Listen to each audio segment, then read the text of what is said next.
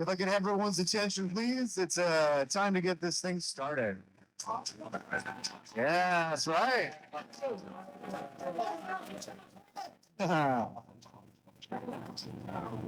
First of all, super big thanks to Midwest House for putting this on. This is the first pitch competition where we're offering some prize money. Last year we did a pitch showcase and that was really successful. This year it's really great.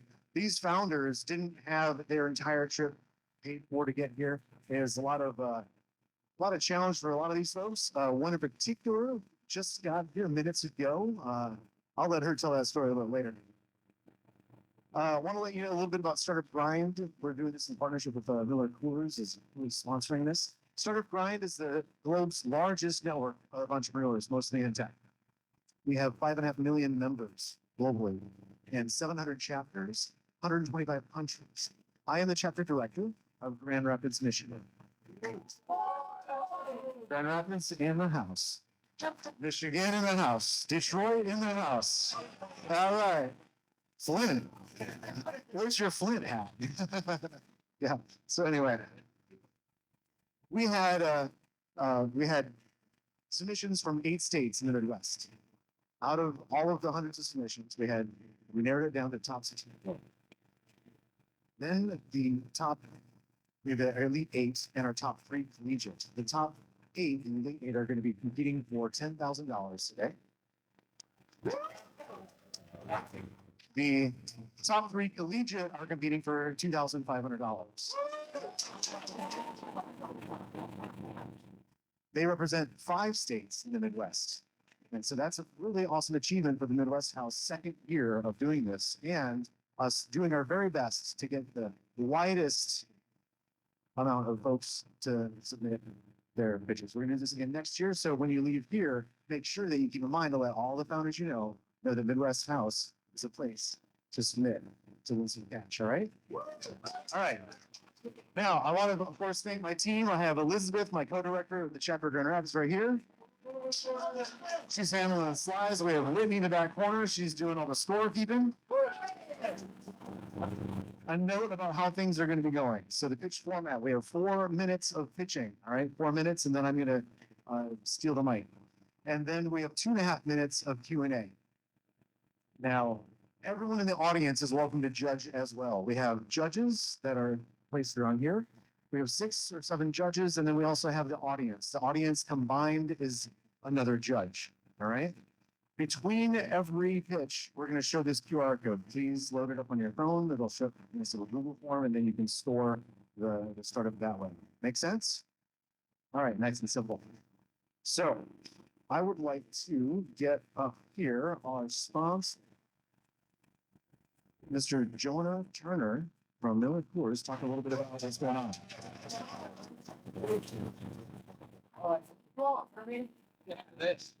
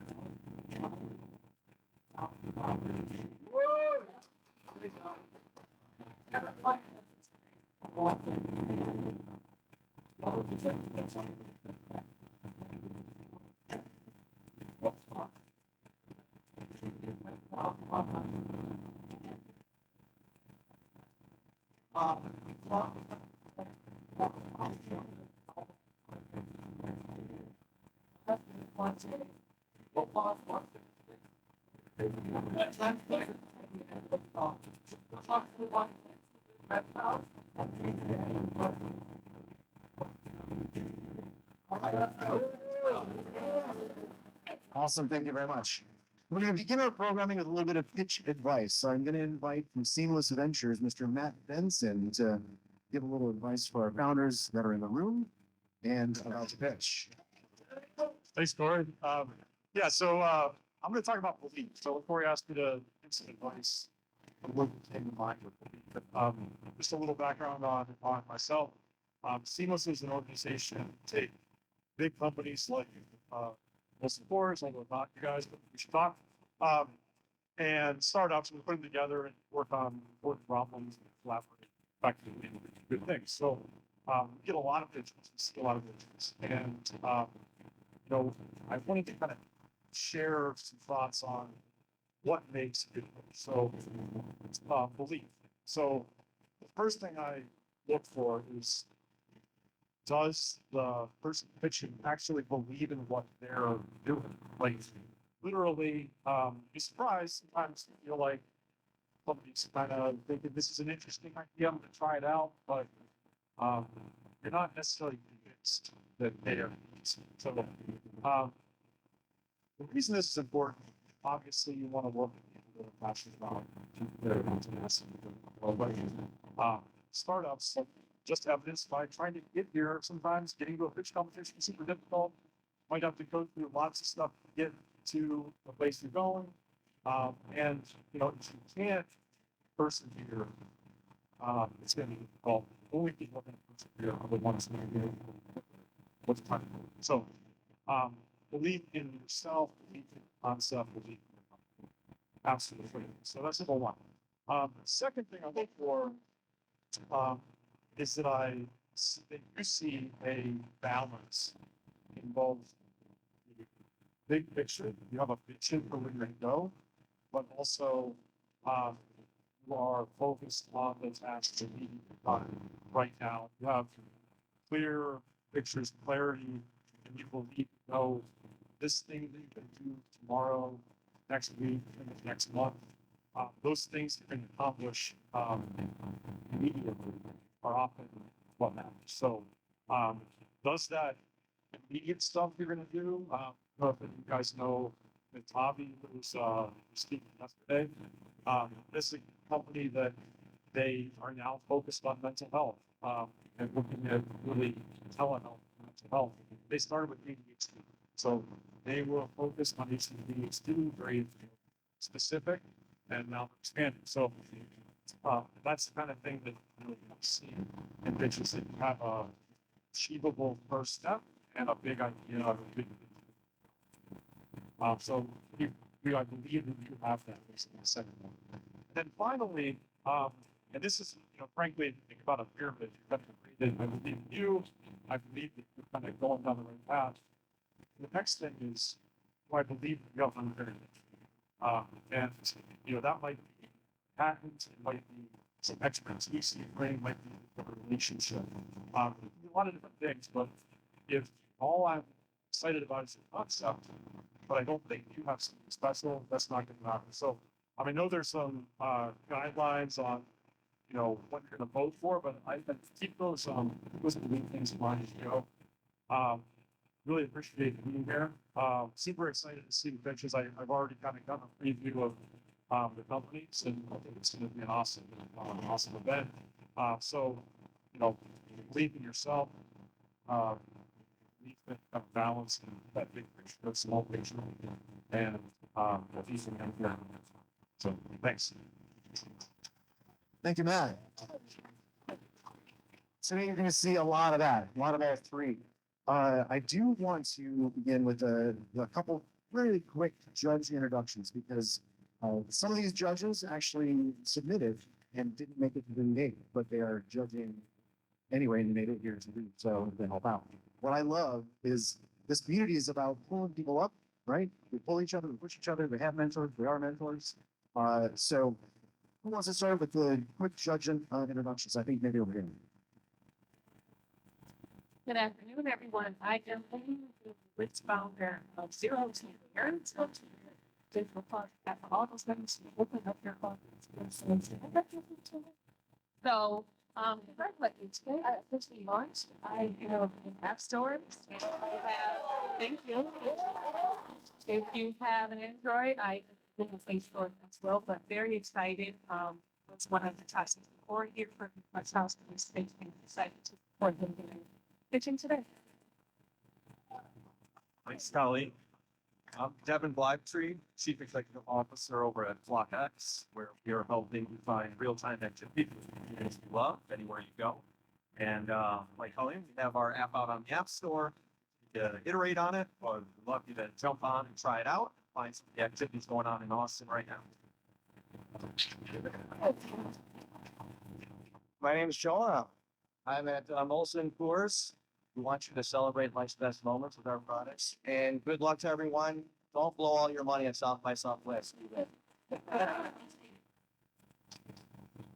Hey everyone, I'm Sydney, founder of Expo Vision and Photo Software. Here I'm a huge fan of fishing and fish all the way up to $500. So I've been spending actually thanks.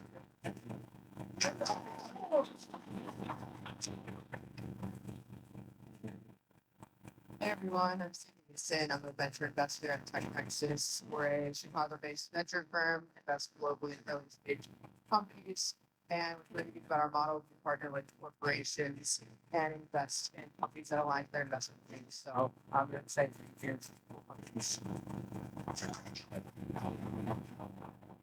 Good afternoon, everyone. My name is Hilary Bundan, and I am co-founder of Avantify, which is a fintech that is solving for the payments problems across the continent of Africa. I graduated in 2017 from Harvard University and spent a significant amount of time across the region really understanding the payments issue, payments problem, and super excited that we're in MVP and solving for this problem. And we were part of the top 64 as well. Like the lady, and very excited to be in this room. My first time, so be nice to me. First time in Austin and first time in South by Southwest.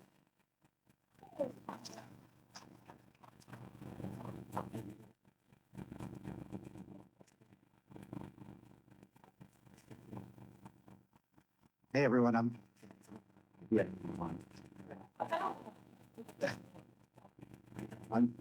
Jim Tandroa. I'm the founder of the Venture Next Fund. It's a newly launched fund built on a new 260 seats, but all investment in the Midwest. Also, the managing director of Michigan, which is a early stage nonprofit on investment machine tech companies.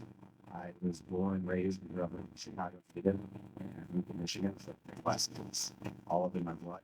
And I'm happy to be here, and good luck to all the founders. All right, fantastic. I think it's time to get things going. Does everyone who wants to judge, they have the form up on their phone? Yes?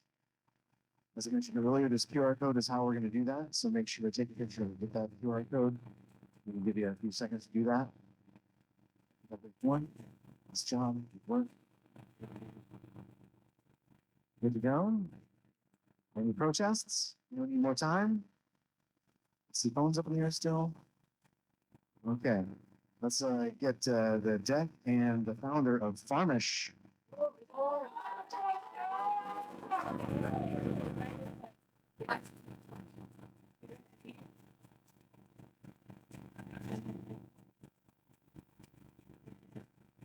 Well,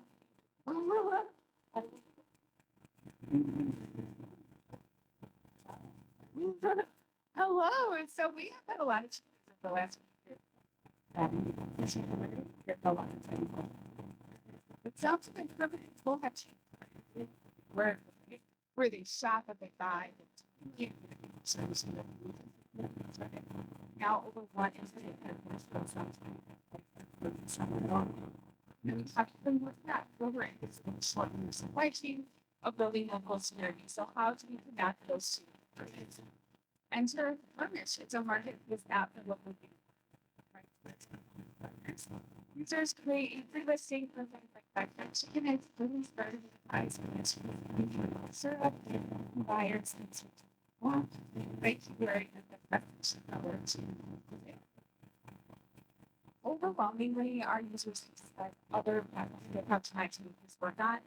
Craigslist and Facebook platform levels that first step to monetizing something that you're really or further along. Innovation of the learning efficiency and the commerce.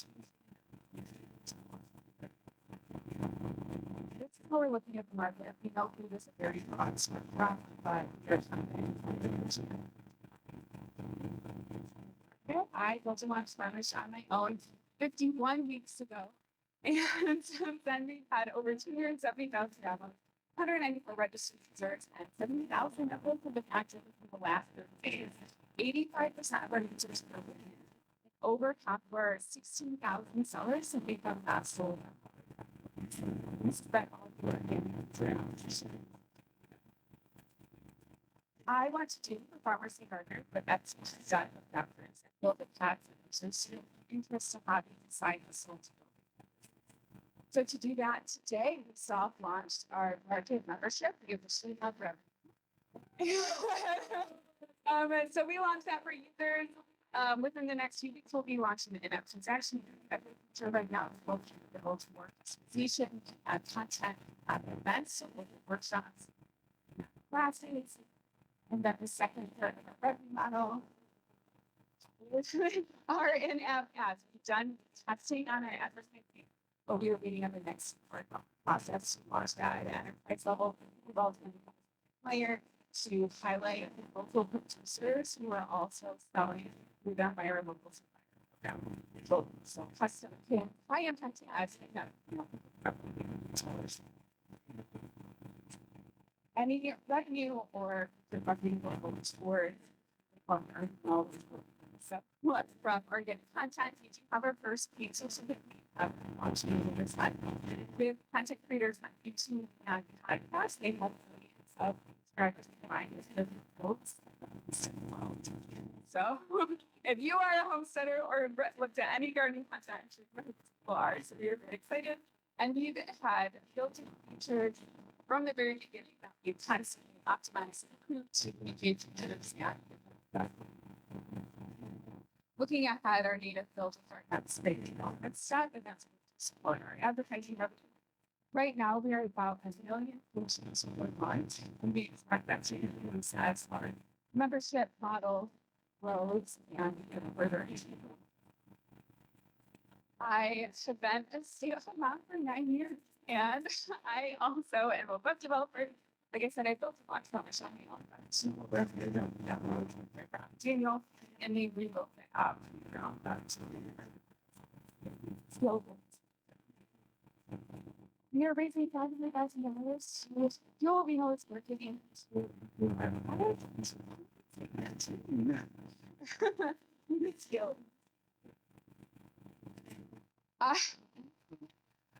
We have thousands of users in the US and Canada. People are building brands because Farmish exists. And I hope that you. All right, nice work. Okay, let's begin our 2 minute and our 2 minute and 15 second, now 2 minute and 10 second Q&A. All right, who's first? Tell us a little bit about the competition and why it hasn't been something about the solution.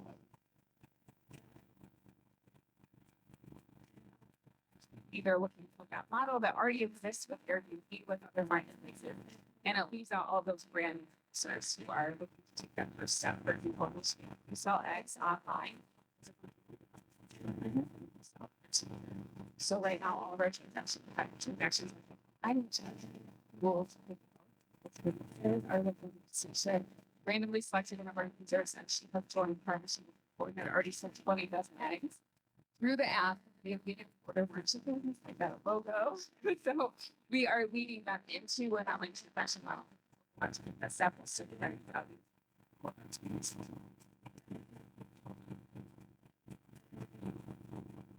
Just talk a little bit more on the scalability side as far as advertising and getting into some distributors and also on the side of the market.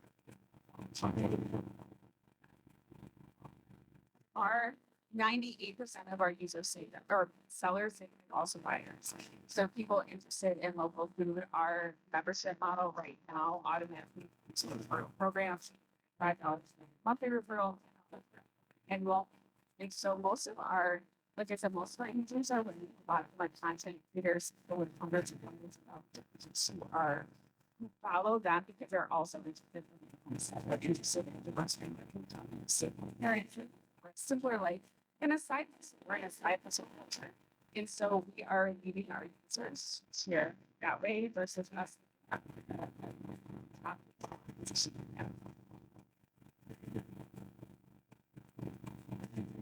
How did you verify this problem, identify it, and when did you identify it, and how did you decide that this is something about I have been a vegetarian for 17 years. I started to eat less than 2 weeks ago. Research, so that was my first search into how hard it was to connect with these local producers. They couldn't list on Facebook. They really didn't have websites. They weren't running ads. And then when COVID hit, a lot of people had the same problem. These producers popping up all over the tens of thousands of loaves. Where can I get eggs? Where can I get hot cow? How can I fill my freezer? And they had to use code words for hot chicken or eggs, butt nuggets because they couldn't sell eggs on Facebook. And a lot of people had the same problem. I'm a web developer, so I got okay with the website. But no, they have to very traffic there. They have to run ads. Just to make something. So, Round of applause. All right, let's get those phones out. Let's scan that code. We're going to pull up that form so we can judge the next startup who's going to be coming up. That next.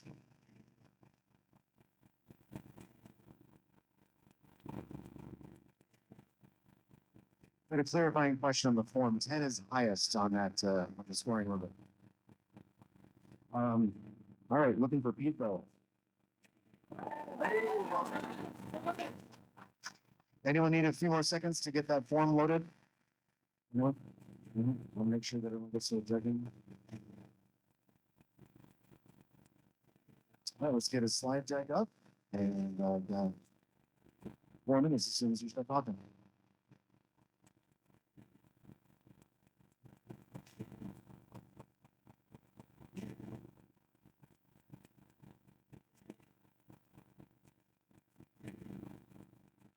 Good afternoon. My name is Keith Cheney, and I want to talk to you guys about. This is the day that I graduated with my undergraduate. As you can see, I'm surrounded by a beautiful family that would be helping. Fortunately, only this picture got me. Only this picture of what or Google would be the place that I would find myself. So, despite their best efforts, only to tell me the experience. That I need to know to succeed. So they're all smiling and excited. I am terrified. The problem is a lot bigger. It was 60% of college graduates, and they're not ready. 50% like myself, of the first generation of families. This is in a job market where 85% of all are. Add to that the fact that we're all being fed the lie. Everybody knows their job. Every promotion is a highlight. We address the problems, we build people. So personal life. The same way companies understand we continue to help them accomplish their goals. So we build a platform that will allow you to build a team, respect and admire, work with them and guide on the team. Meanwhile, we automate some outreach, email, goal setting, tracking, and we provide AI-powered coaching to help you with the process. We eventually able to work through the network and provide volunteer matchmaking, but we already have 200 people that are volunteering to fill up over 300.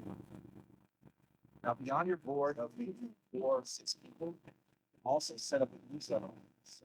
1,500 people up to date on wins, challenges, as well as impacts, providing very light touch base and top of mind. What's that's our business model on the society standards. We pay monthly or annually. We decide to sell bulk subscriptions at significant discounts to either employers and universities provide talent. The market for this is huge.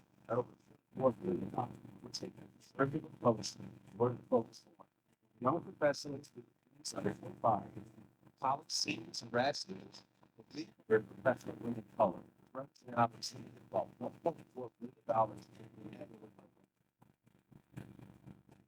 Other players in the space focus on one or two. Either focus on co-worker mentoring, where they pair you with John County doesn't necessarily have investments are, or they focus on broader network where you might make 1,000 connections at South by Southwest on the field. None of them are going to solve meaningful long term. That's not people provide you intimate recurring touch points with a team that's diverse and dedicated to helping them. Our team brings over 50 years of experience in companies like YouTube, Google, Amazon Web Services.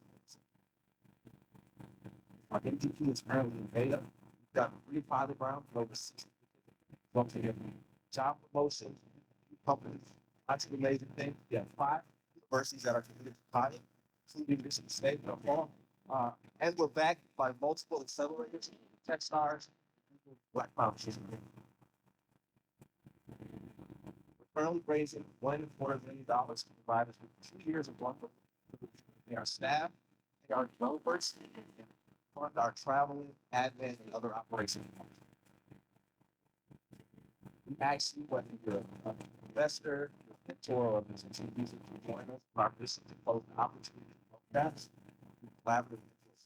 Spreading the message, self-made. Right there, 4 minutes. My gosh. Closest to time. All right, so far. Okay. All right, 2.5 minutes of Q&A. Who's first on the Q&A? Speak a little bit to the feedback on the beta round so far for the 5 events. So the biggest takeaway we got was combination of 2 hypotheses. One was that everybody, I talked about mastery the platform. Our pilots had no vision. Just guided people through the network, the first connection level. Had access to it. And once they experience having all of this, their success become a group project. We had 4 participants were able to generate over 100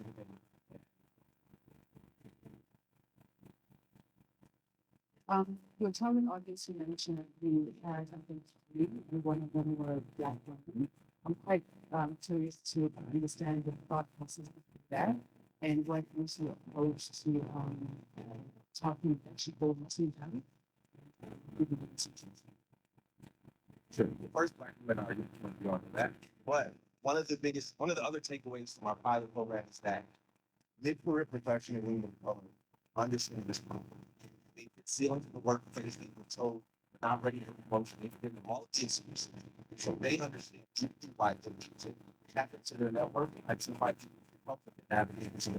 So we know that, we have a strong presence in places like SXSW. Understand it, we know not only set up for it, but they're often more with set up what we do.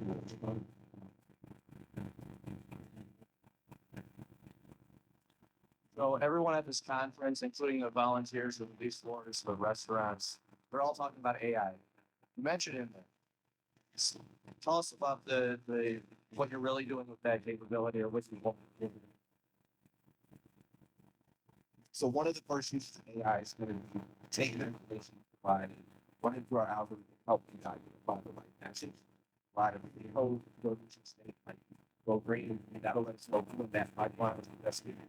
But also down the road, we're going to have capability to where if you have it working, we're going to take that audio, transcribe it, turn it into very easy, actionable takeaway. This is what we heard. This is what you said. This is what Dave said. Follow up. This is the article. Hey, this is the takeaway. Let's go from this thing, and that'll hopefully take manage one way that may not be. Talk a little bit more to keeping other players away from you. So with LinkedIn, we're doing that space and maximum.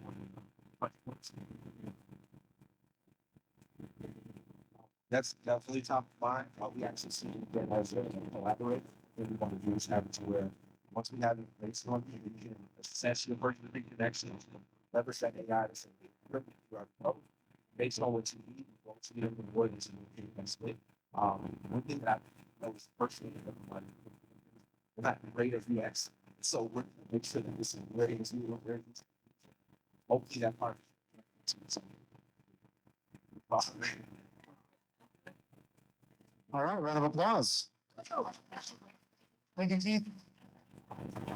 I was told that on the Google form at the bottom, once you submit, you can like reload it for another submission. But those that are new to the room, we are letting the audience help judge the startups. So you can get the judging form by scanning this QR code. All right, next up we have Spico.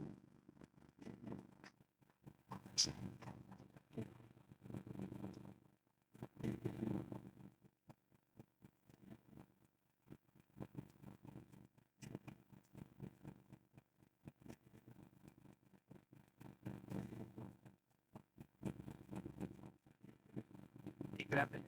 My name is Nico. I'm co-founder and CEO of CEO. Always, when have I seen you something that I was hearing you were a little monitored there. It's a lot of influence.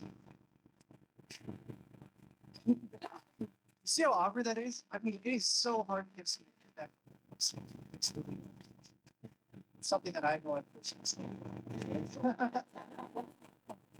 yeah, it's something that we're really passionate about. You've never let it see very know how important that is. Person and what are the options to solve it? To hire a $500 compensation coach, or you could, by the way, this is spend $7 billion on that. Otherwise, there's for the rest of us, there's not that many options. That's actually why we want to go in the first place. It's something that is built for someone like this who struggles. I'm drinking my carriage where I really struggle. I really and overcoming that addiction. Right. With people you can add that on things like clarity, conciseness, how they sound. Is that we told over 250,000 people speak with confidence and bootstrap our way to $1 million SaaS business. 5,000 subscribers, yes, $15 a month, $60 a year. The thing that's really exciting is that people are changing how they speak. Today, online meetings are very common, but there's a huge missing piece. It is effective. All the billions of dollars of infrastructure, so you made it. It all relies on how well we do. Now, this pain point has been solved in parallel markets. From a dog, sales reps to help them speak their best, primarily to help yourself write the best. That's exactly what we're doing. And I'm excited to introduce you to today. Speak up online. So imagine you're one of the 350 million people turn on Speedo, turn on Bill's feedback, and it gives you feedback on things like pacing, it's you on normal lives, you're having good energy with your speaking style. And it's all complemented with our current system in the mobile app. We can get feedback on things like words, breaking them down, your speaking pace, talking monotone, even suggested of what it places. What I'm really excited though about is how we're using generative AI to analyze all of your speaking patterns and generate unique, one-of-a-kind coaching exercises to help you with whatever opportunity that we find. So if you're struggling with monotone, you get a teleprompter exercise. Now, our vision is to be everywhere. That means launching some meetings next quarter, also expanding to Android and that marketplace, and eventually launching Speedo for business. So if you're a business owner, you can buy 1,000 seats for Speedo on whatever video conferencing platform you use.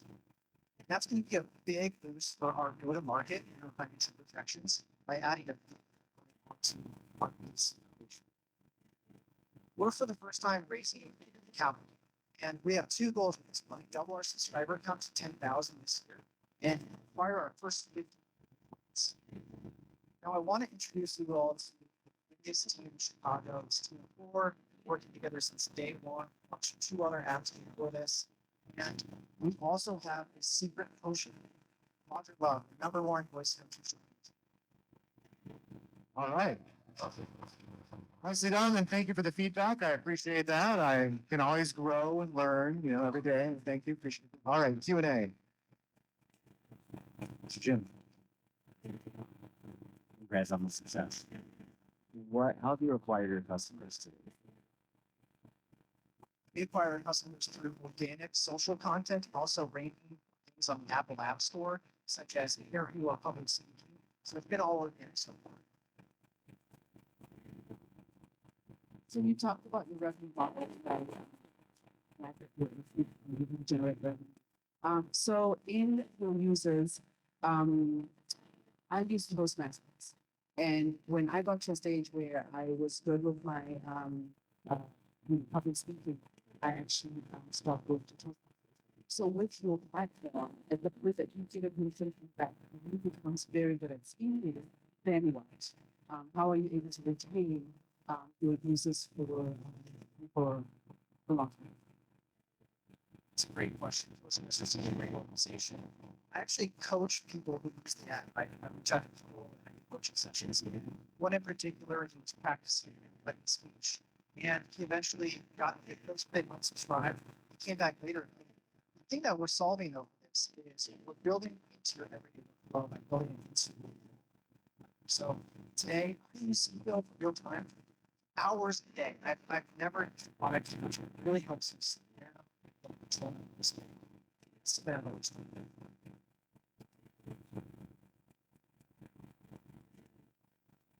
So it sounds like version one is protecting moms and other things like that.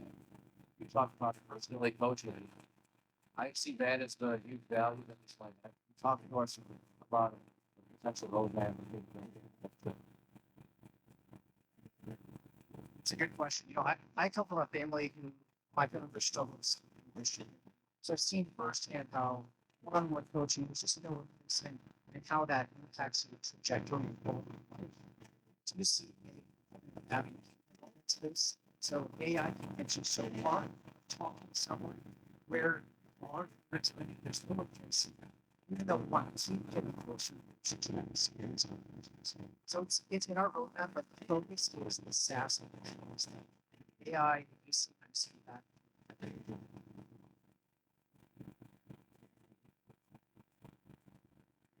Your long-term vision. We're building a $1 billion company here to help everyone achieve public speaking, just like a lot of other platforms have done. This is something that is, you should be proud of yourself. You should be proud of the way you speak. You should never be held back by how you sound. Or how you sound. All right, round of applause. That was a great way to end that.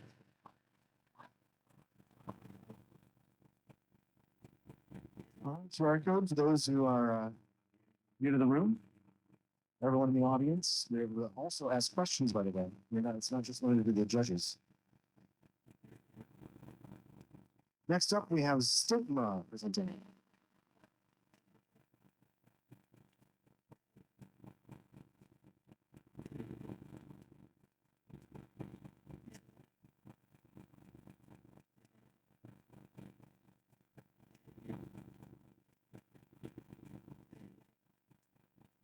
Some days I find myself thinking, I wish I just wouldn't wake up in the morning. This was a message shared on Stigma app by one of our members who answered no to the question, is this a mental health emergency? Admitting that we are struggling with our mental health is hard, but asking for help is even harder. My name is Ariana Mahendra Vargas, and I created Stigma to make asking for help and finding help easier. Our vision at Stigma is to be the most trusted mental health content destination in the world. You can think of it like a nerd wallet for your mental health, except we use video content to educate you about your mental health and then expose you to resources that you never knew existed. The reason we're doing this is that young people are in trouble. These are just a few of the sobering statistics about the mental health of Gen Z. And what we know is that when people struggle in silence for too long, devastating consequences. So our solution is storytelling as an intervention. Storytelling to open people up emotionally and get them on the path to healing sooner. And our stories are really informative. Our documentaries have been featured at 4 film festivals around the country and are hosted in our award-winning mobile app. On August 2nd of 2022, a few months ago, we launched our mobile app, our MVP, and 120 days later, Google named it the best app for good of 2022. We were named one of the 7 best apps of the year, and I'm really proud of this and of the traction that you see here. But what I'm most proud of is that we are validating we are at a stage where people will come when they're struggling, that they feel safe enough to open up and share what they're struggling with, and that they're willing to accept support, like the woman who posted the message that I shared at the top of this. So how do we scale it? Why is now the right time? You haven't heard of this before. There's a thing called generative AI. But the way that we're applying it is to help people more easily find the resources they're looking for. And we're actively building right now the world's first generative AI that is informed by narrative therapy, which will help people reframe the stories they tell themselves about themselves so they can have better mental health. Right now, a conservative estimate is that 132 million of us are struggling with our mental health.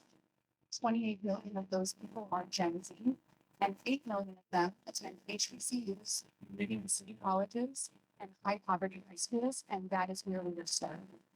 That has the most need and the most resources.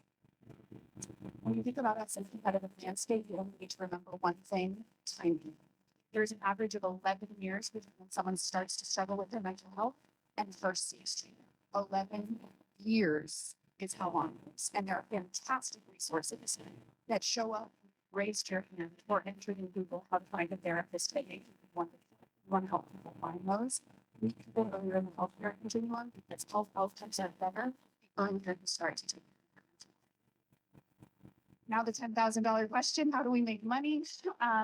We have a blended model of B2C and B2B. B2C will be, we will always offer free asking for help and getting help from your peers. To use the AI narrative therapy trade tool, that will be a premium feature that we will charge per story you work on or a monthly or annual subscription. But the bulk of our revenue will come from health and wellness providers that will this year spend $15 billion to find the people who are spending their time wasting around. I can't talk about people I care about a lot in a short frame of time, so I hope I'll get a question in the Q&A about the team. But Bill is our CTO, Dalton is our executive producer. I'm Ariana, I'm born to a mother with schizophrenia. I am an award-winning filmmaker. I was born to make this company. If you are interested in learning more about our plans for the future, about fundraising, or how to partner with us, All right, keep it going, yeah. Time for Q&A. Process in place that happens to get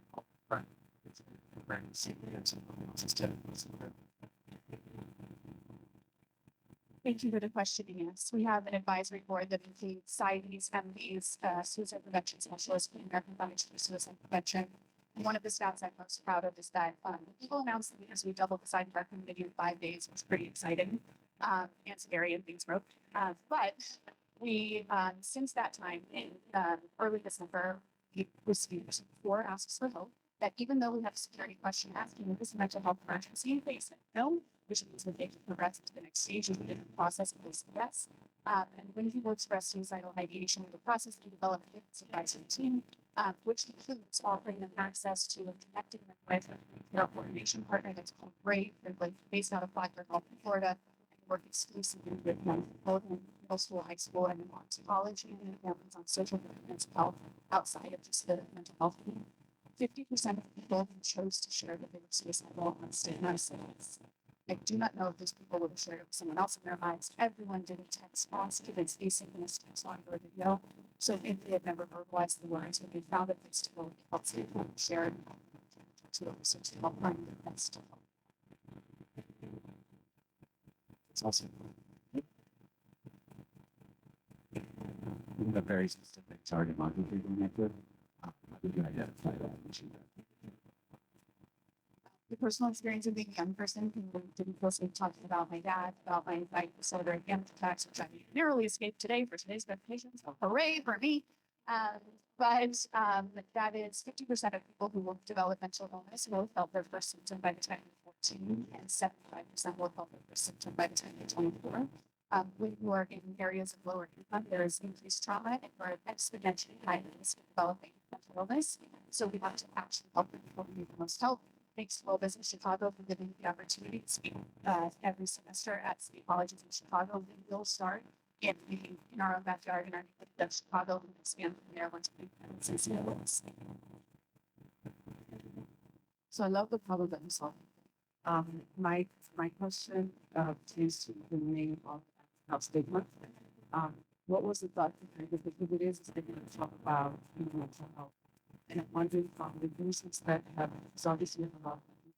We saw finding growth remote. How people get actually to that. Because I think personally from them struggling with it, even though I love what this song. What do you need first? So you are in some company to say that the name people don't know if they like it or not. I'll say majority kind of does, but the first reason I think is that we shouldn't be afraid to talk about things. If you're afraid to talk about things, it should never happen. And so I wear a skirt that says stigma every time I walk around Town Lake and every time I walk on the lakeshore path in Chicago because I want to claim it. We actually are releasing into another short film documentary called Queer.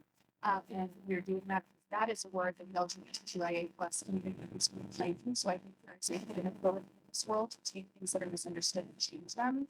The other thing is that I didn't want it to only be mental health because mental health is something we all have. That is what it is to be human. And there are things that are stigmatized, like divorce. I went through a divorce while going through textiles. Most people don't stand on a stage and say, "Let me tell you about the divorce," but I live our mission. I am not afraid to talk about it. It's incredibly painful and it's stigmatized. So the name stigma is meant to be inclusive of anything that would be traumatic. Thank you. All right, round of applause. Nice job. All right, anyone who's entered the room, we're inviting the audience to judge as well, so you can feel free to scan this QR code. Cool. And next up, we have Chirp Slip.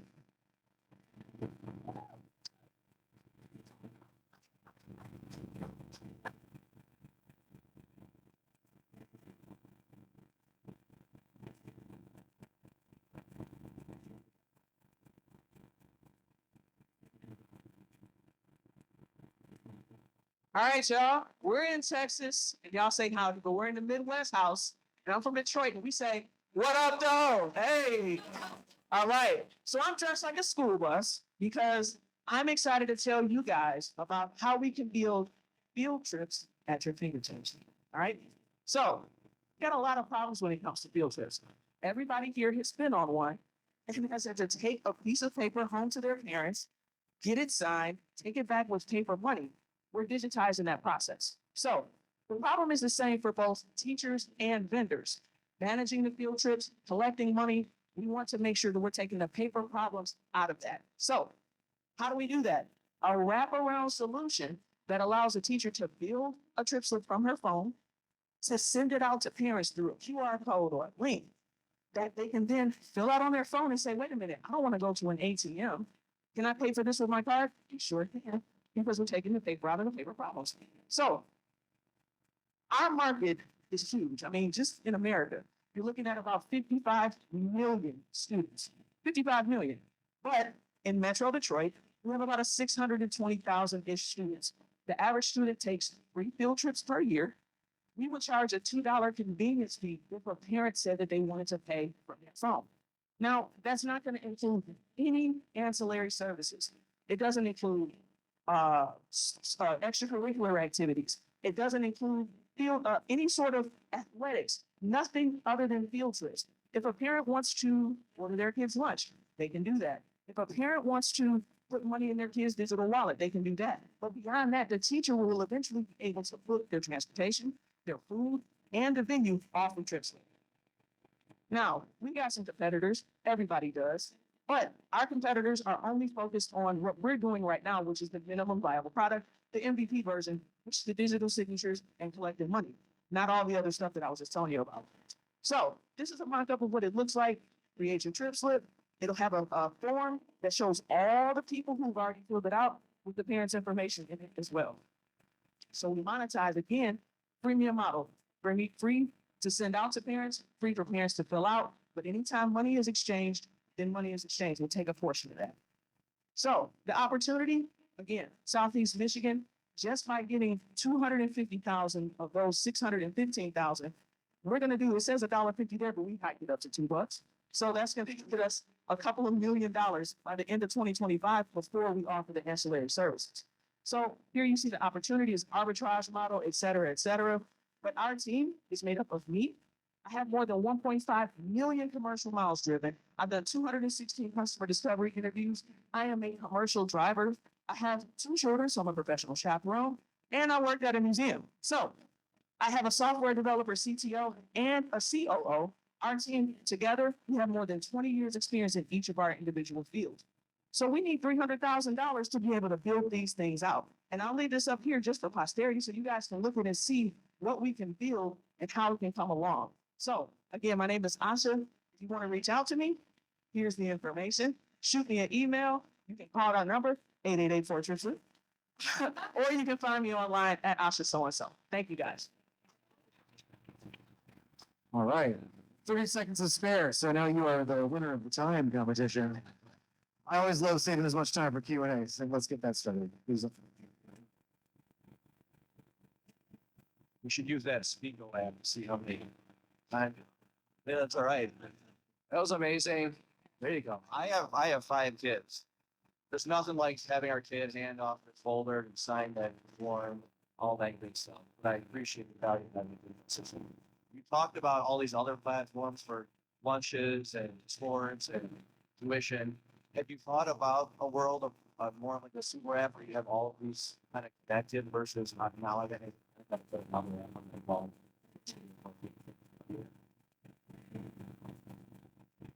Actually, I'm just gonna start talking. So the wonderful thing is that you don't have to put an app on your phone to fill out the mission slip.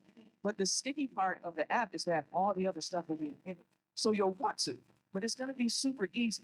When you talk about our competitors, they're going after districts, whereas we're approaching teachers.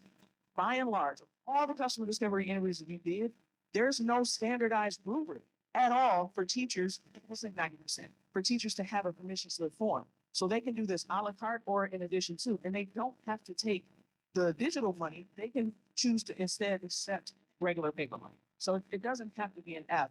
But if the teacher says, hey, this is how I want to do it, that's how the parents do it.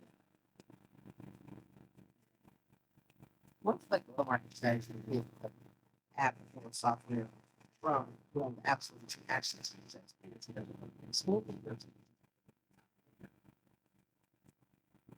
Amazing question. Thank you. So the go-to-market strategy is reaching out to teachers. So we do these things called brunch and learns. So we go up at a school, we bring them some snacks, and we tell them about the app. They get to download it, they get to experience it, and then they say, "Oh, wow, this is great. It's so much easier than me having to create my own permission slip, print it out." And like one thing that I rarely ever talk about is saving trees. Like this will save thousands of trees. As a bus driver, permission slips littered my bus.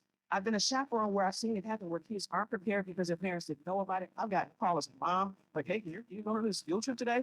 Oh, sure. But she doesn't have any money. She might not have her hat. Like, what's going on? So the go-to-market strategy is to reach out to teachers and to let it become viral in that manner. So a couple teachers, we get enough teachers, we can flip flop the school, and then we approach the leader of the school to say, hey, all your people are using this. Can we call you Trip Slip Certified?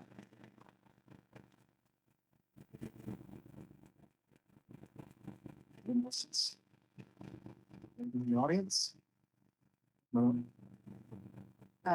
Logistically, so when a parent pays for a trip, where the funds go to the trip, they have it personal or like hard to actually be the funds that the school part how that benefits what I think.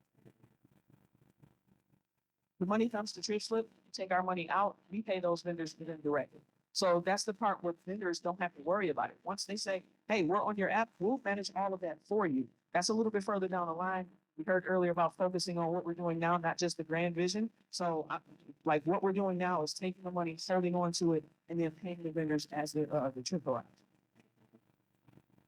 What's that?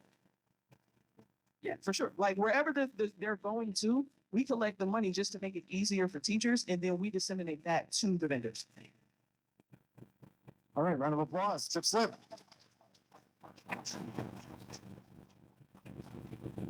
Okay, we have the last of our Elite 8 is Food Fixer coming up. There she is.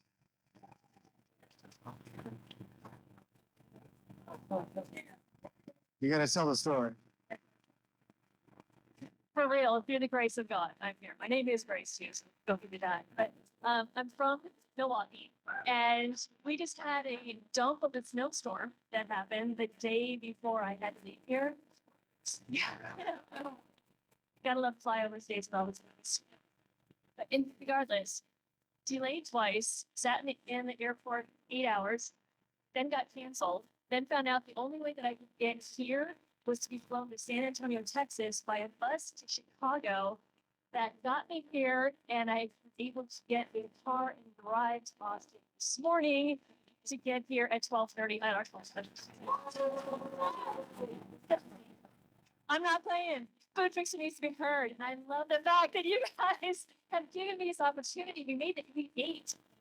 I'm not giving up. So thank you. You're here while I tell you that.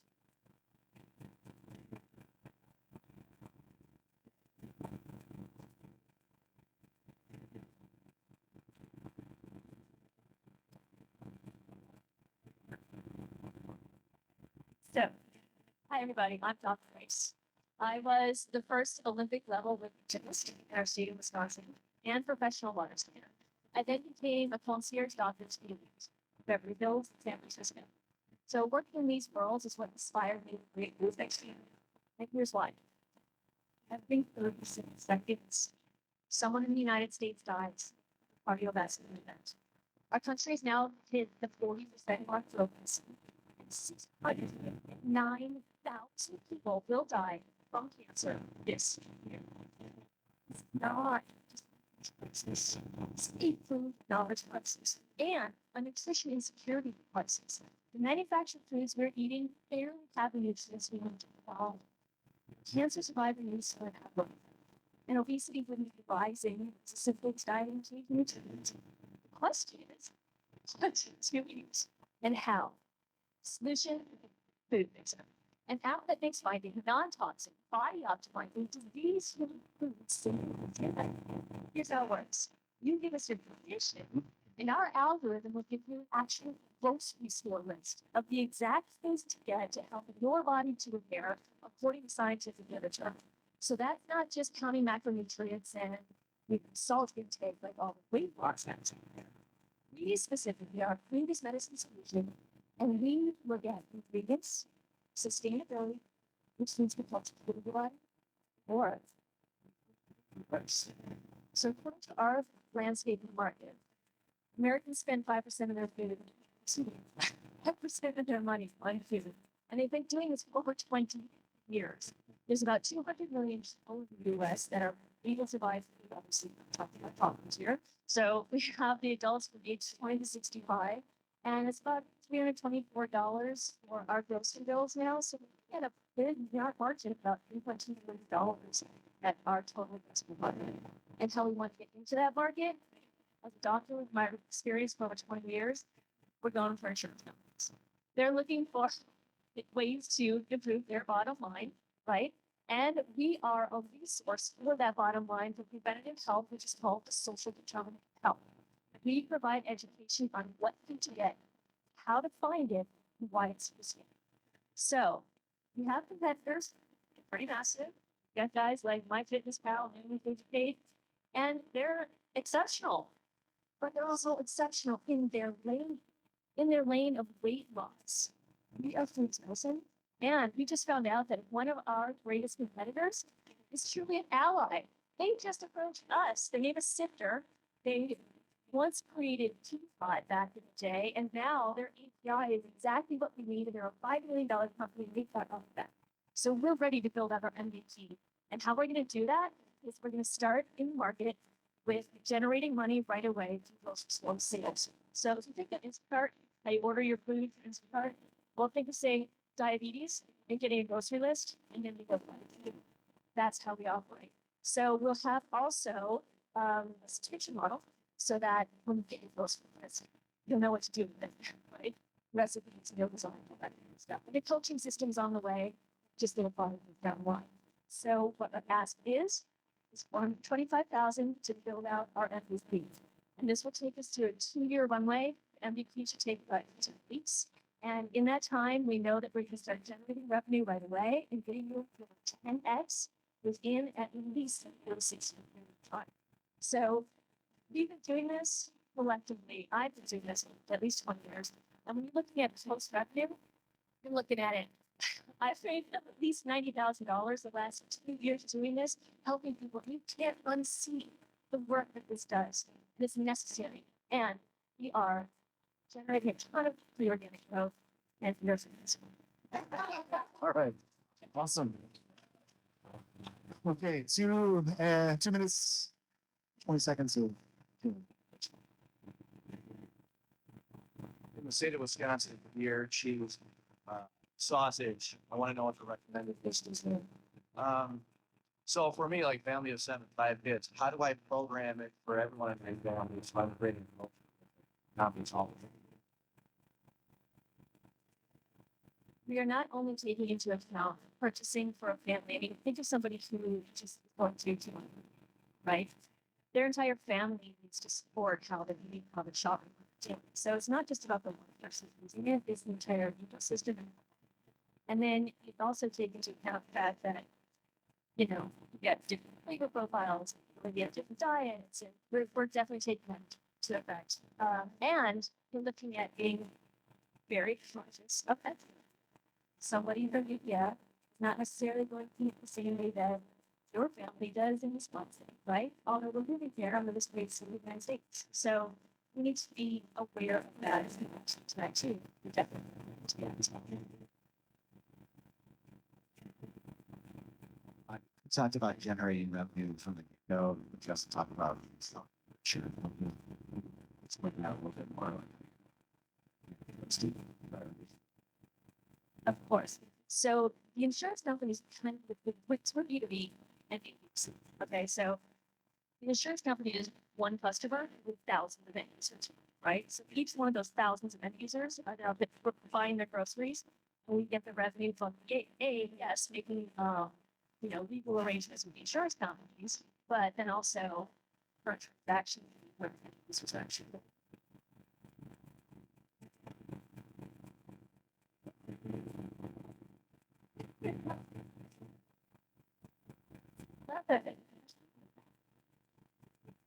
I know. Hey, I came all the way from Wisconsin in a snowstorm, honey.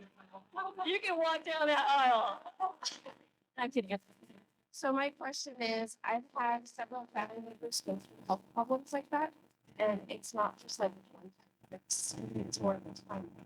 So how do you integrate that into the plan as far as those mental, because our problems very different.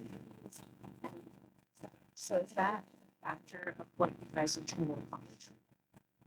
That's a huge factor. There's a big difference between somebody dealing with an acute problem versus somebody who has a chronic health issue. Do they just have a heart attack, or have they had, represide or obesity issues for years? So how are we going to do that? It's gamifying. We're actually hiring some of the best guys in the gaming world to make this fun, silly, dorky, like, oh, you're right here. That kind of thing with the little picture guy, where you can track progress, want to engage, and keep coming back to engage with it. And then also, that's why we want to have the coaching system, because we have that accountability. And we're also creating a community aspect to this too.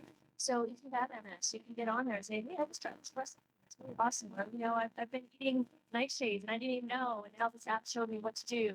So there's going to be ways to engage with peers, with practitioners, and then just with yourself by having friends. Round of applause. Thanks for making it. Okay. All right, that wraps our Elite Eight. Now we have the top 3 collegiates coming up. After we do the top 3 collegiates, I'm going to open up the room to a founder showcase. So if you have something you're working on, even if it's an idea, if you're looking for a co-founder or something, you can come up here. You have a couple seconds to talk about what that is. While that's happening, we have Whitney back there tabulating all the things so that after the showcase, we're going to give away some money. All right. All right. First is the bridge on our top 3 collegiate, all the way from Iowa. Is that right? All right.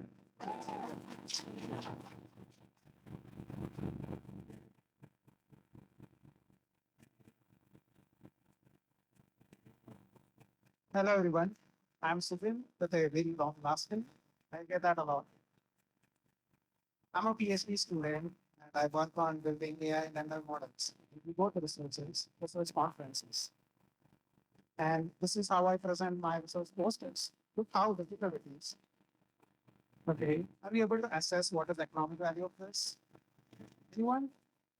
Let's say I went back and I packaged it nicely with a user interface. What I presented before was a research abstract of the ChatGPT itself.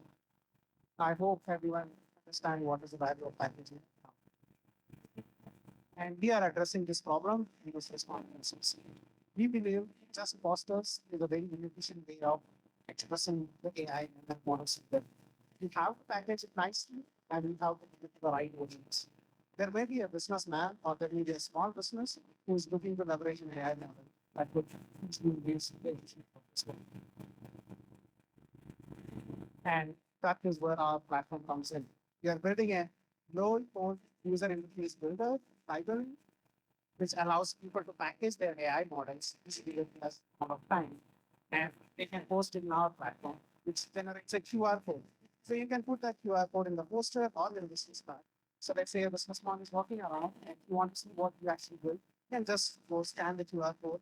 Takes you directly to what you actually built, not just a poster. And this is how the platform looks like.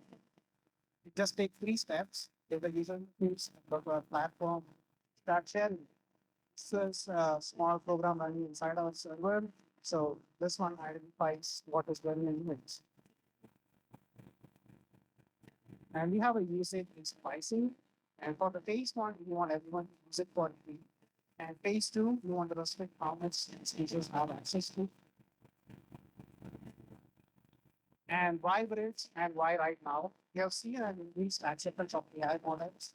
Also, there is a huge availability of AI developers all over the world. Let me develop in India building an AI application that is hosted in our platform, which can be used by a people in the US. How amazing is that? Since we have built this platform for general AI applications, but as a small step, we are focusing on research conferences, which is a one begin. And we do have competition in this space, and our platform stands out being affordable and a low fee.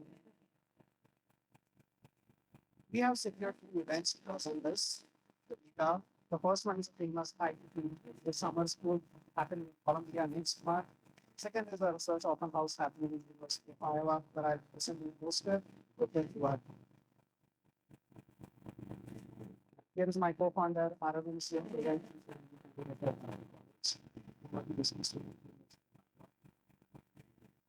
We have an amazing team of developers and advisors who's been supporting us throughout the journey. And thank you all for listening to my presentation. All right, that was 3 minutes on the nose. So the new winner on the time. All right, 2.5 minutes of questions. Can you tell us a little bit about your go-to-market strategy? So first thing is to validate the hypothesis based platform concepts, but that's why we focus on research posters. Second is to go for the general AI, but it's more like an app store for AI. So with AI started with researchers doing stuff. So that's where we wanted to start. So first 2 conferences, I did the engineers, researchers come around to see the posters and all. That's where we want to start. And we're looking at mostly bigger conferences, like I listen to it's like 5,000 participants. I pay like $500 just for research. So this is $20 a day, so you can showcase your product.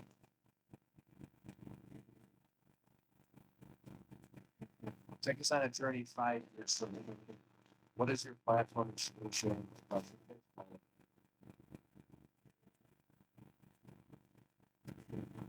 We wanted to be the app store for AI models. That's for $5 And first, we want to build a user base for that.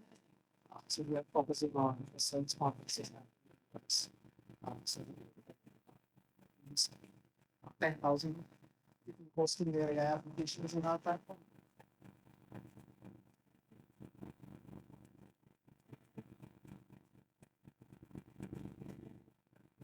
What's the standard?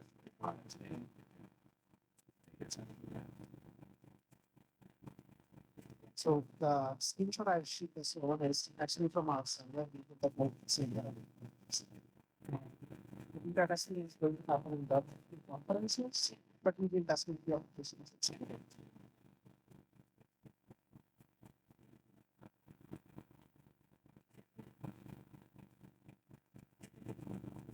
All right, round of applause.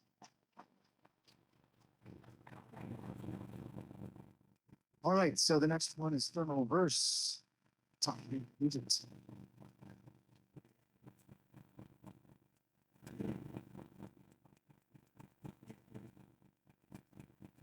So, hello everyone. I'm Shane smart walking with a capability to provide even now more than half of the US housing stocks were not designed for and property management some of these housing stocks that provide a balance between sensitivity around heat and cooling and easy to install thermal insulation. However, because the current market is saturated with solutions which require open up the walls, displacing green renters, over 40 million disadvantaged US households have yet to benefit from energy efficiency. Our technology is a large area of cooling storage system known as latches. By actively controlling thermal insulation from the surface of the wall instead of from its interior, latches allow property managers to reap the benefit of energy efficiency without having to build the walls. Now, it's important to mention that latches is patent dependent, and we have filed a provisional patent application covering enclosure systems ranging from small to semi-infinite, basically cars, trucks, and buildings. We have also raised over 68 in business acceleration funds, and we're finalists in the Activate Fellowship and Innovation Crossroads Fellowship by the Oak Ridge National Laboratory. In terms of the housing segment, we feel that there is a huge potential for $1 billion size market, but the amount of that market accessible to us will be dependent on how we plan to position ourselves in the value stream. In particular, we plan to partner with reputable manufacturing firms in Michigan, as well as taking advantage of energy savings, as well as government subsidies. That way, money coming from these huge property management firms passing through to Thermoverse, we can leverage it, as well as carbon credits generated from the sales of latches will be shared with Thermoverse. Now, as for projections, we anticipate the line of XBRL bonds investments in the next 2 to 3 years. In years 3 and beyond, we anticipate in ramping up commercial sales, particularly in gatekeeper cabin cooling, hopefully reaching around $10 million annual product revenue. In addition, we plan to generate royalty revenues by licensing similar technology to other areas of the market that's in need of medical decarbonization. One particular area of interest is transportation.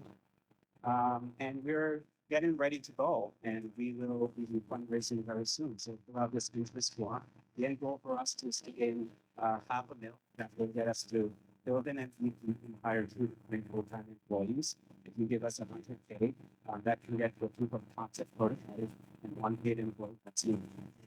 And $250K will get us to an MVP and 2 to 3 part-time employees. I wouldn't do that. I want to do that. All right, so the management team is comprised of me, the founder, and the PhD student. I have the technical, not student, I'm Dr. Richard. So I have the technical know-how to future-proof the IP portfolio. Then we have Mark Held. He's an experienced CFO, CEO, board member, and professional. In addition, we're taking advantage of multiple economic development resources in the state of Michigan and nationwide. So thank you so much for listening to me, and don't forget to love this one. All right, nicely done. Q&A.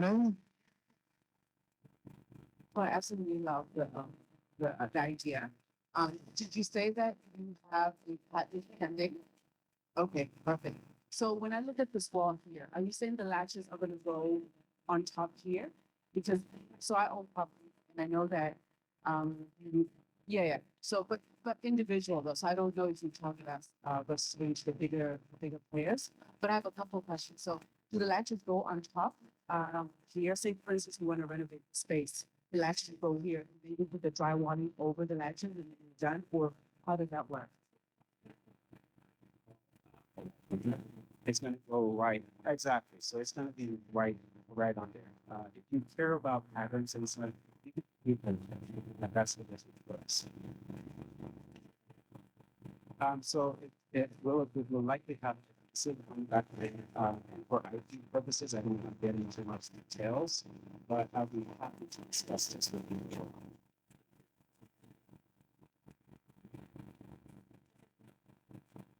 Um, Great presentation. Um, how did you come up with this idea to do it? Well, I've always had an interest in energy. I always tell the story that my grandfather bought the site was and I usually go out second time. That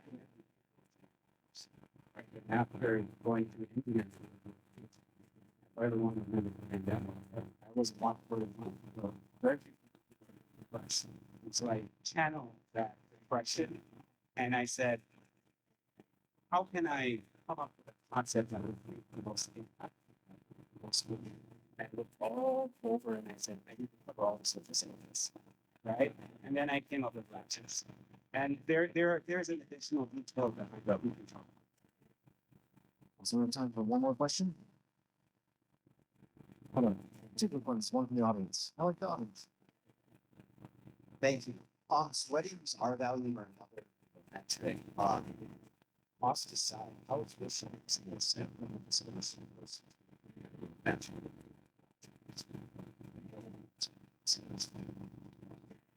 long answer is short. Well, first, the development is something like, but we can estimate. Estimation is not expensive. So, that's based on a lot of public research. We should have very sensitive.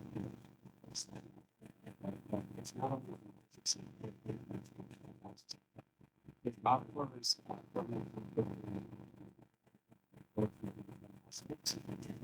so we don't want some competitor solutions such as this, right? It offers voluntary compliance, but it's often our solution can't recommend and to get everything. Les, you good? Okay, fantastic. We have a round of applause from reverse. Antonio, thank you. All right, we have one last founder to pitch. The top three collegiates. The Cuts. Go white. Hey, all right. You too, sure. Okay, we're friends in the Midwest house, right? Yeah, yeah. Leave those things at the door.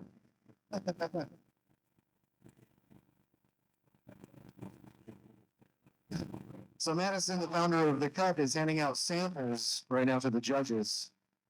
That's one way to incur favor. We have this last pitch right here with Madison from The Cut. Then we're going to do a founders showcase for a few minutes. If anyone is in the room is working on something, looking for a co-founder, needs some help, some advice, even if you're not working on something, you have a question for the room, we have a few minutes to address the room and get some answers and some connections.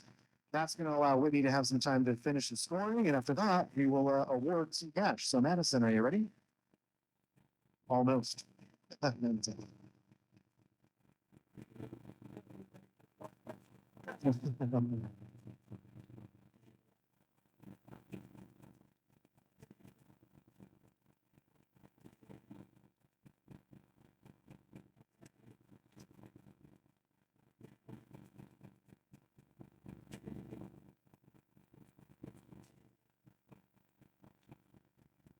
can get you a beer.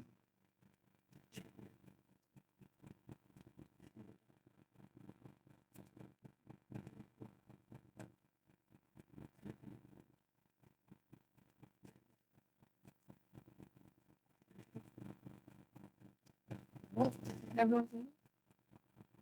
My name is Pat Smart. I'm a senior at Michigan State University, and I'm the founder of the Cut.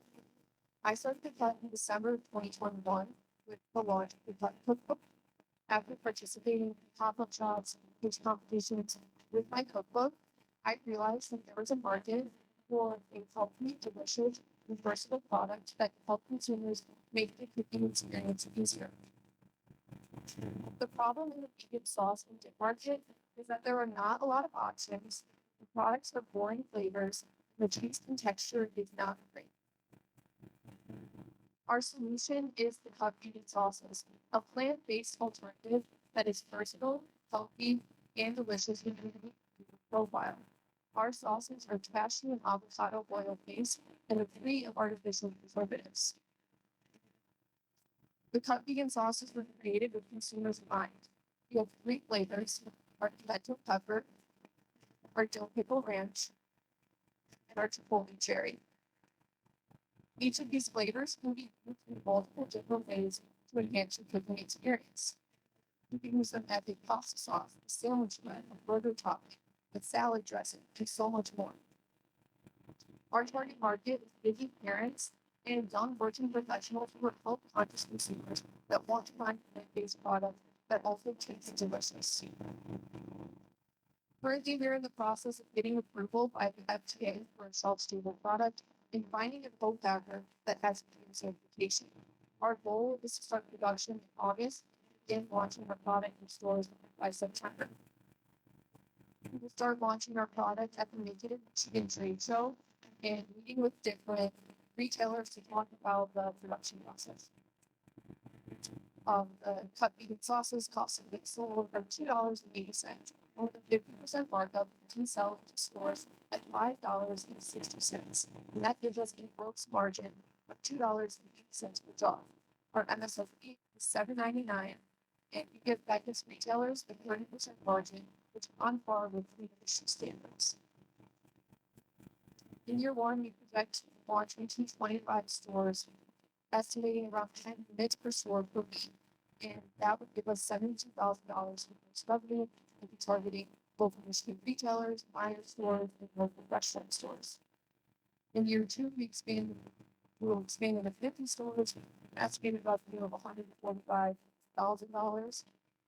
And in year three, we expect to grow substantially and expand into Whole Foods with 225 stores and gross revenue of $786,000. The U.S. sauce and dip market is growing rapidly, and it's at $29 billion. And currently, the U.S. yearly sales in plant-based foods is $7.4 billion. There's also 79 million Americans who buy plant-based products regularly.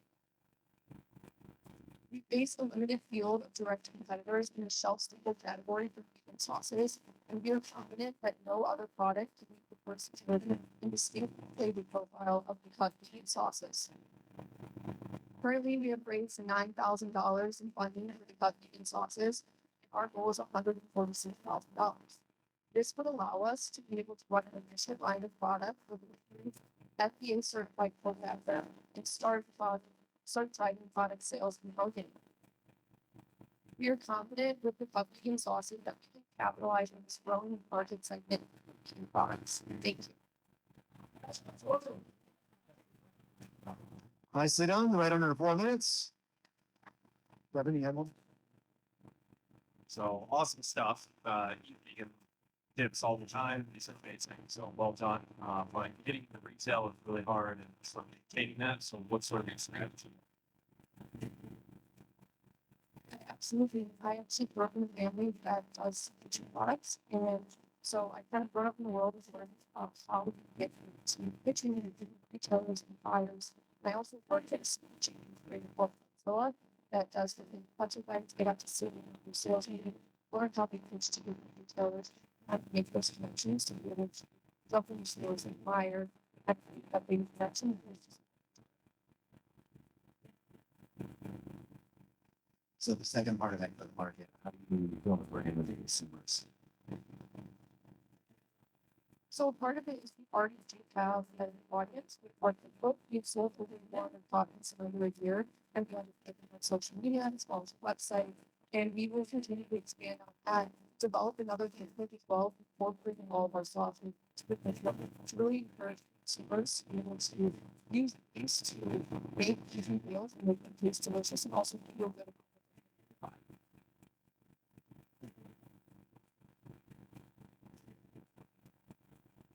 I'm a big proponent of wanting to this one, and this was amazing. Makes me think of kind of where how fantastic staying that way. Do you think this is customer wants how you to scale outside your customer wants or you staying close to your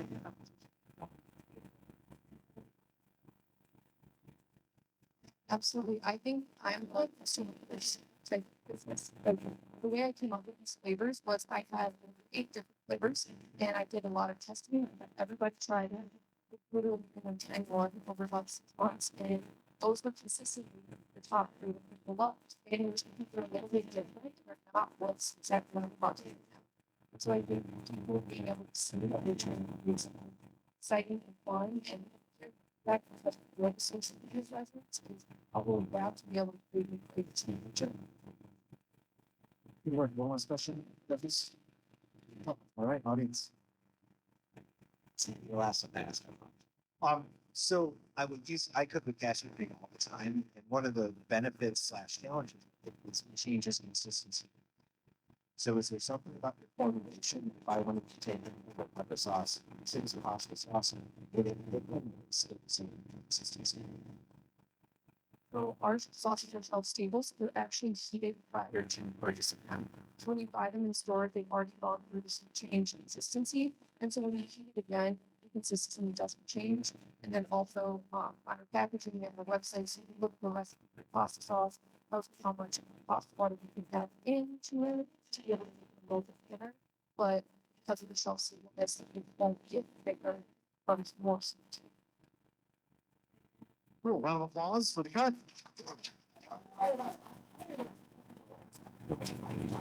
That's another founder that landed like an hour before she had to be on stage, which is awesome.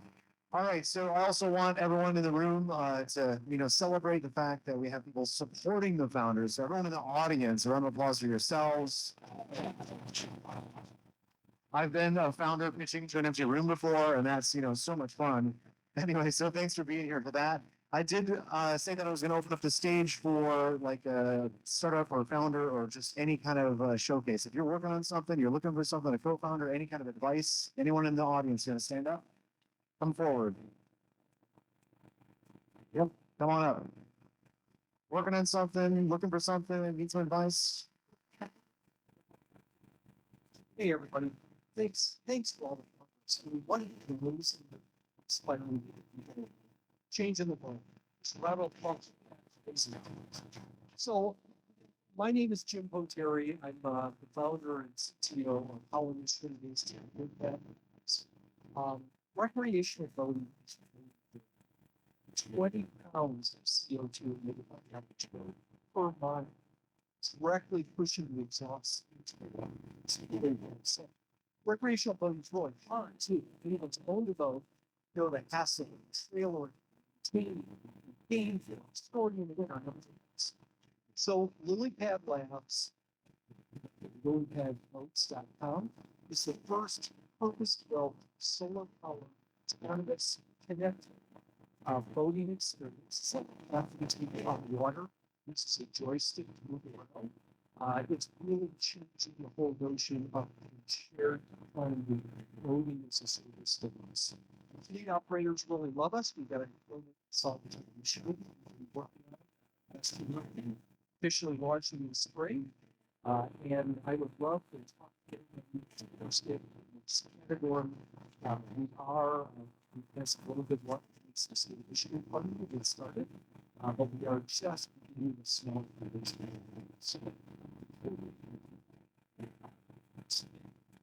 Awesome, thank you. Anyone else? Antonio, you did. So, hello once again, everyone. So I'm conducting customer discovery interviews for large property management firms out of So if you're interested in sending you interested in decarbonizing stuff. All right, always be closing. Just got that, Jim. Nice job. All right, come on up. I mentioned the volunteer portion of people. Commitment to service for right now, 6 hours a year. That's one quarterly, 1 hour check-in, the whole year. Quarterly, half-hour check-in. So if one is interested in serving on one of the navigating career changes, I would say just shoot me a text or look me up on LinkedIn. Anybody else? Somebody share, some else? Here we go.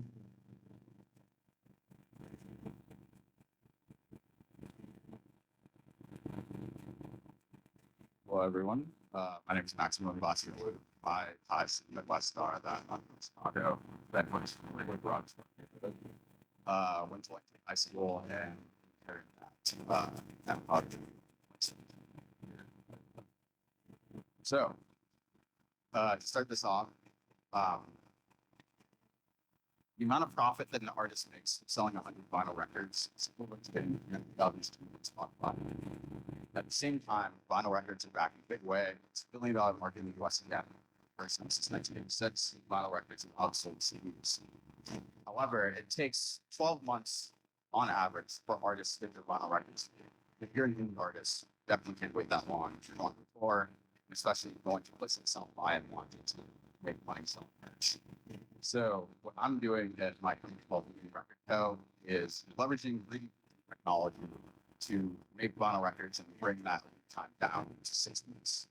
And currently in graduate school right now, I'm studying engineering management and electrical and computer engineering. I have 8 years of experience playing jazz and trombone. And at my undergrad university in Washington State, I was the director of concerts and booked John Harlow meetings for $5,000 in this. So I've touched music from a lot of different standpoints, and we've always wanted to combine my engineering prowess with artists, and that's what I'm doing. So we're having a pop-up event for the 6, March 16th, in Tri-Hard Coffee Roasters. If you're not familiar with them, they're one of the only coffee shops in Austin that's buy vinyl. So check us out then, and visit recordco.com to figure out more. And if you want to talk after, thanks. Thank you. We have time for one more? Yes, please. Hi, everyone. I'm Alexis Pena. I'm a PhD candidate at Johns Hopkins in biomedical engineering, and my colleague, she's a biophysicist, are wanting to disrupt the fashion industry by making protein-based fibers. And we are here with Vanderbilt in their idea boot camp and doing customer discovery interviews. So if you're in sourcing, procurement, or in the fashion industry, let's talk to you. So please find me. And it looks like we're time for one. I just done. Oh, come on up. And then we're gonna give away some money. My name is Fashion Brandon from the and here also we and concept. So we everything. And also doing customer discovery. So it's the fashion industry. So companies have. That's what I'm saying. Thank you. All right, I want you to help me celebrate 2 people that really helped make this thing happen. We have Elizabeth behind me who went through hundreds of startups and rallied a team of judges and made us get to the top 64 and then the Elite 8 and the top 3. Thank you so much. And then, of course, Whitney, who should be enjoying the pitches, but was instead buried in a spreadsheet for the last 2 hours. Round of applause for Whitney. Thank you so much for your help. And can I have our sponsor come up here and help me give away some money? Yeah. Do you want to get a beer first? Or? All right, he's going to get some beer. He's like, yes, I'm older than you. Well. All right, so the scoring was pretty close. And so really grateful for everyone who made the effort to be here. The true benefit of coming and doing these things, especially at South by Southwest, especially at Midwest House, is the company you're around and being here, the opportunities to rub elbows with other founders, especially founders. I think founders get really distracted by the search for investing because they're always looking for this, oh, who's the investor? Who's got my money? But founders sharpen founders. Just please remember that. And stick around Midwest House. It's a great hot spot. Come through here because it's very popular. And then if you need any help making friends, you find me and I'll make some introductions. All right. All right. You got your beer? Let's do this. All right. Elite 8. I wish I had a drum roll, but the winner is Stigma.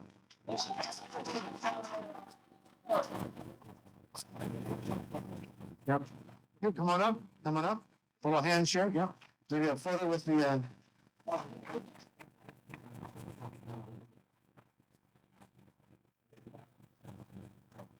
All right, stay there. And then we also have to celebrate Filmiverse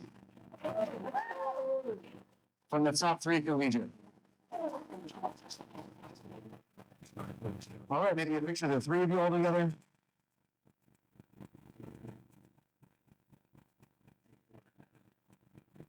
All right, fantastic. Well, one last round of applause. A lot of bravery to do this, a lot of pain to get here. Appreciate everyone's participation. Thank you to Miller Coors, Midwest House, Startup Grind, and we'll see you on around.